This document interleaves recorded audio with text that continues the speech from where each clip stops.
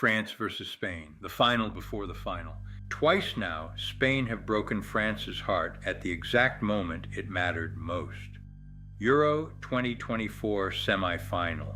Lamine Yamal, still 17 years old, curling in that ridiculous goal off the post. Spain won 2-1 and went on to win the whole tournament. Then last year's Nations League semi-final, a 9-goal thriller, 5-4 to Spain. Now they meet again, one match away from the World Cup final, and honestly, this might be the best version of France Didier Deschamps has ever had. Let's talk about what France have done at this tournament because it's been imperious. Topped their group with 3 wins, 3-1 over Senegal, 3-0 over Iraq, 4-1 over Norway. In the knockouts, patience. A disciplined 1-0 win over Paraguay off a Mbappé penalty. Then Morocco frustrated them for almost an hour in the quarterfinal, until Mbappé broke the deadlock, and 6 minutes later Dembélé doubled it, 2-0. Kylian Mbappé leads the Golden Boot race with 8 goals this tournament, 20 in his World Cup career overall. He's never been eliminated from a World Cup in his life. But here's the real shift from the France that lost those last 2 meetings. He doesn't have to do it alone anymore. Ousmane Dembélé has 5 goals and 2 assists, including a first-half hat-trick against Norway.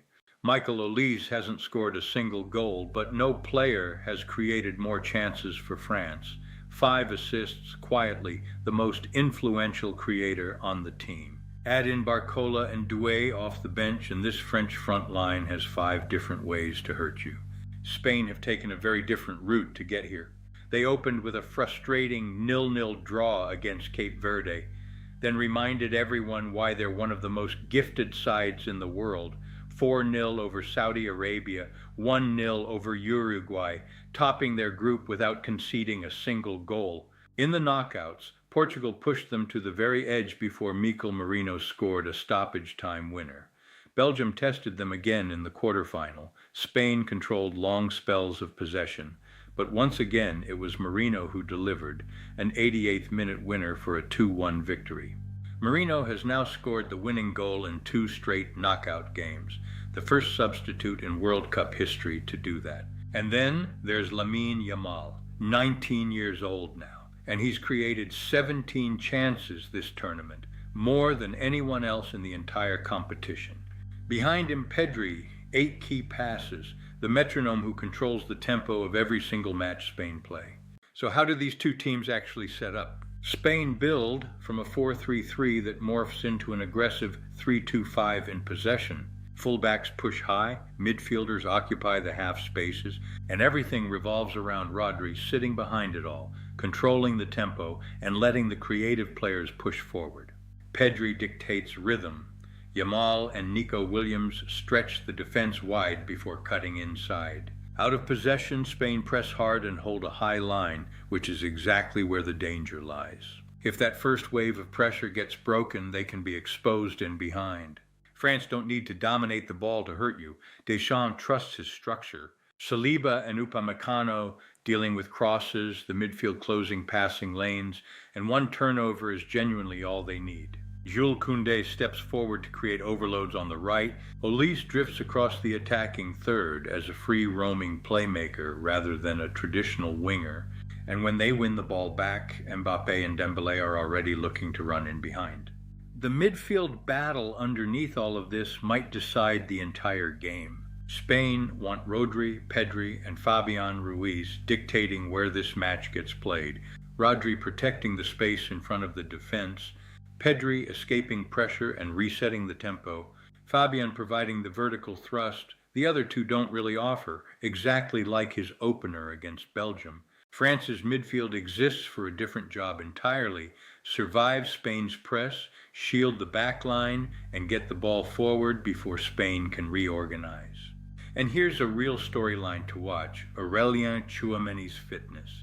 He missed the Paraguay and Morocco games, and Mangala Kone stepped in and impressed alongside Rabiot, bringing energy and turning recoveries straight into attacks. If Tchouameni is fit, does Deschamps disrupt a midfield that's already delivered 2 knockout wins and 2 clean sheets?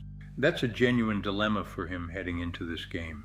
Now here's the historical context because the recent numbers all lean Spain's way.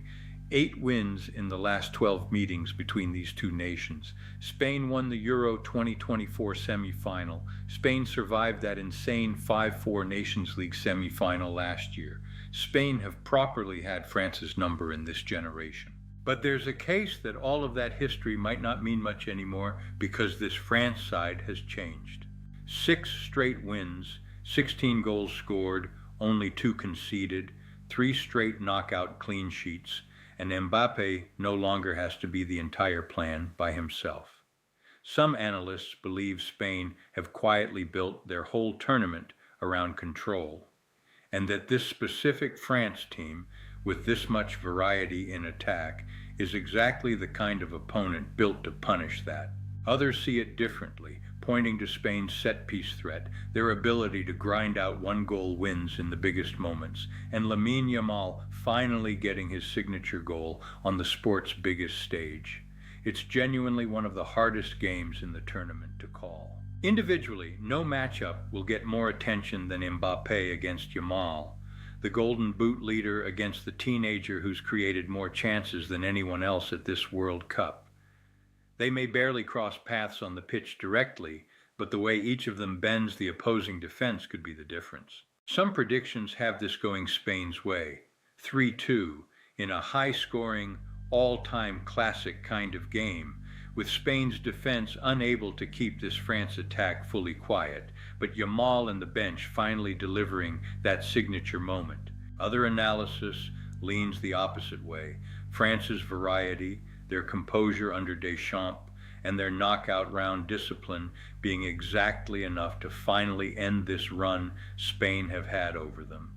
2 very different journeys, 2 brilliant football philosophies, France's ruthless efficiency or Spain's relentless control. Whichever way you see it, this has the makings of one of the great World Cup semifinals. So tell me, who wins this one and what's your scoreline? Drop your prediction in the comments and subscribe because we are covering every single game of this World Cup all the way to the final.